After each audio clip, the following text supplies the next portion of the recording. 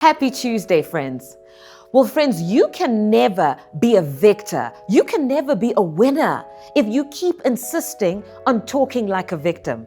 Friends, you will never see victory in your own life if you keep talking defeat, lack, impossibility all the time.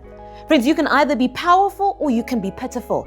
And the choice is yours by what you are saying.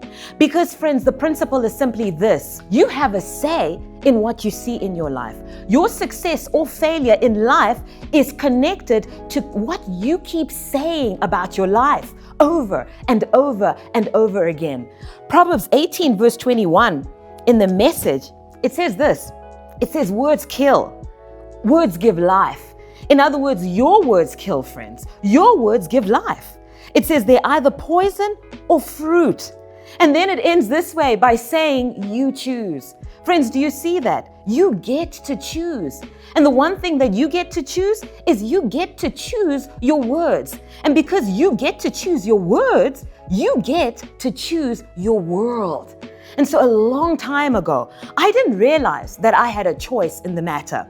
And so for many, many years, too many years, friends, I sat in the passenger seat of my life, unhappy with what I was seeing in my life, unhappy with my life, always complaining about my career, always complaining about my finances, my relationship, my health.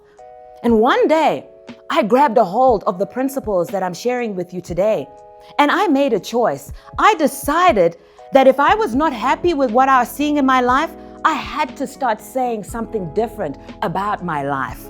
And so, friends, I made a choice.